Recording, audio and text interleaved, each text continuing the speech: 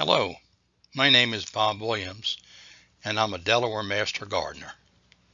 Today we're going to talk about raised beds and table gardens. In my humble opinion, I think this is the most enjoyable and convenient way to garden.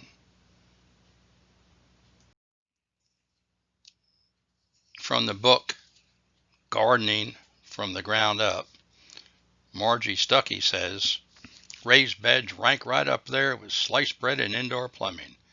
It's an amazingly simple concept that always works. The world needs more things like that.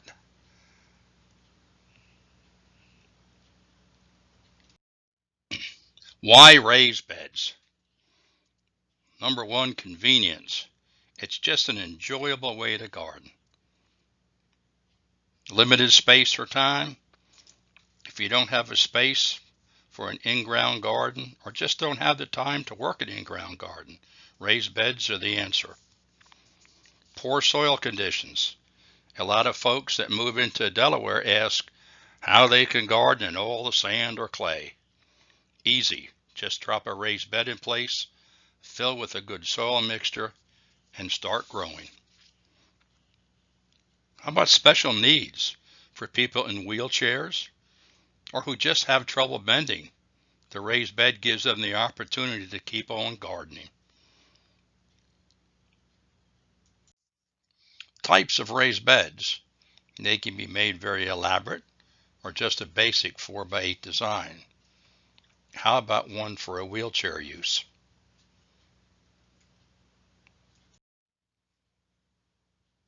Or one with trellises for growing taller plants. Notice the seats on each side. You can sit and garden. A fancy one made of stone blocks. Notice how it becomes part of the landscape with walkways and other plants. Look, a tree with its own transportation. Some of the newer designs are using corrugated materials like aluminum. How about an old horse trough? Don't waste it, use it. Multiple layer, waist high, no bending here. Use one to fill a limited space along a fence. Notice how it becomes part of the landscape. Critter proof. It has a light screen around the beds to keep small animals out. Again, notice the walkways around the beds. They can even be made deer proof. You can find kits can be purchased from any number of businesses. They'll have anything you need to build it. You can also draw up your own plans or purchase one at many businesses. Notice the different size beds being built. The plans for this one are available for free from the Master Gardeners. These are in my yard, very easy to build. Notice the seats on each side.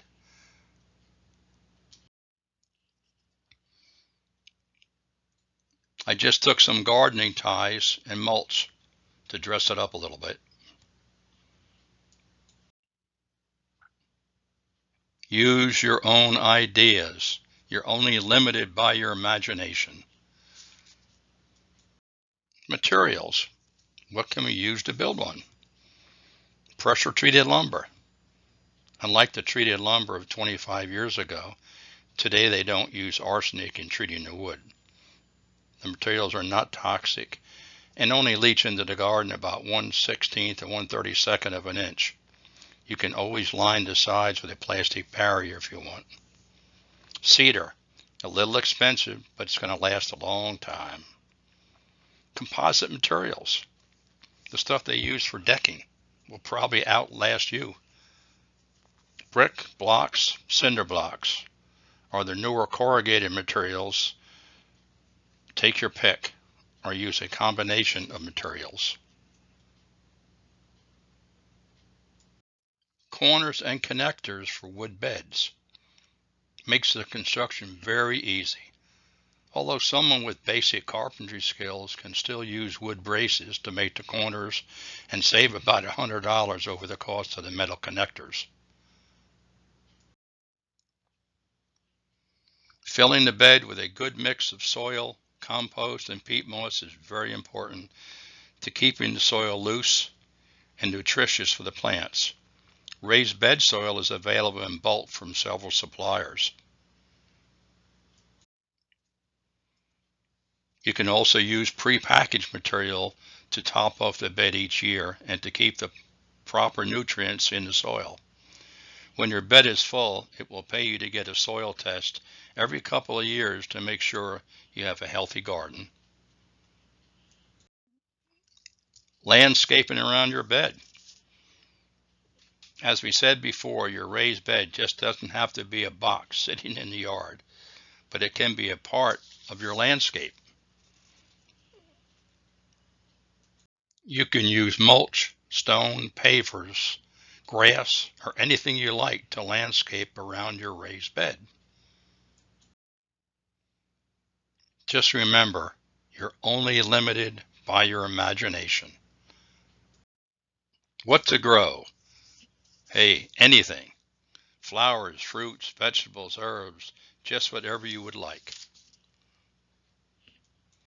How about garden maintenance after you have the raised bed built and filled? Let's talk about a soil test. Do this every couple of years. This will tell you what you need to add to the soil. The fertilizers usually used should be light, and the soil test will give you a real good idea of how much fertilizer to add. Weeding, it's easy to do on a limited space. Tools, just basically garden hand tools. You don't need anything big and bulky to work the soil. Watering, basically when needed. Usually a couple times a week, depending on the weather, more often on hot days. You can use a drip irrigation system or use a soaker hose with a timer. You can water it that way. Makes it a whole lot easier. How to plant a raised bed. Ideally, it should face north to south. But since that usually never happens, you just want to keep in mind not to shade the smaller plants with the taller ones. You can also plant closer together than you would in an in-ground garden, and then fill in the bare spots with small flowers and herbs. And then when they're all done, water it well. Table gardens. Basically all they are just smaller, portable raised beds. The benefits, they're portable, easy to work on, easy to move, easy to water. If you don't like it where it is, move it. See how it fits into the other gardens, fits into your landscape really nice. Wheelchair accessible. They can be cut out for a wheelchair just to drive right into.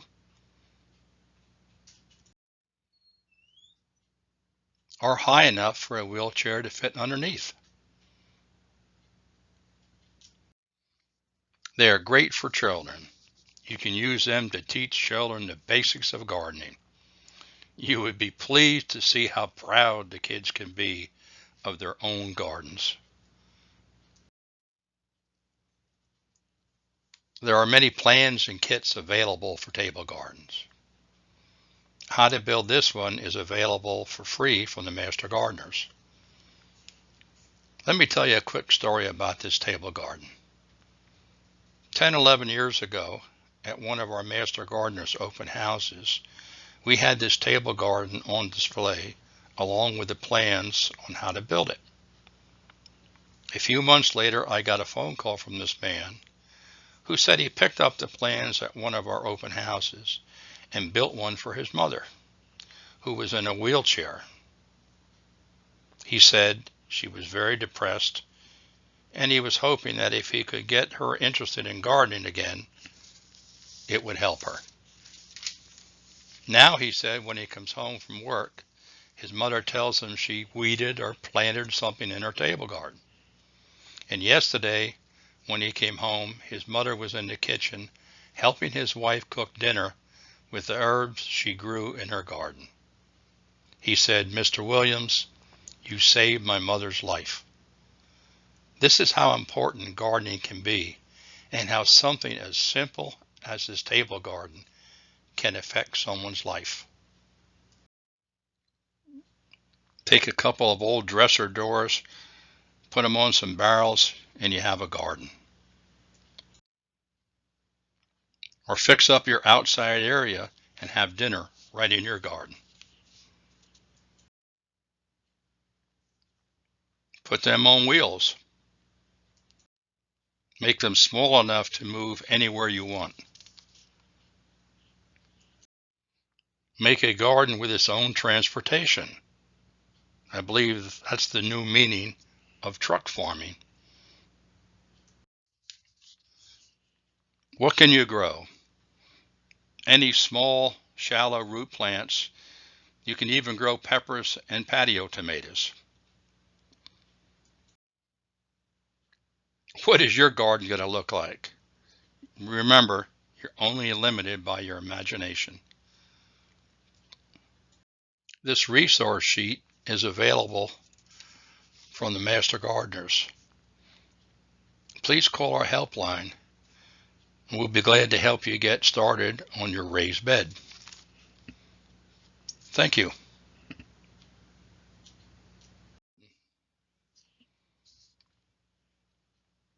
Please call our helpline because we'll be glad to assist you any way we can with your gardening needs. Thank you.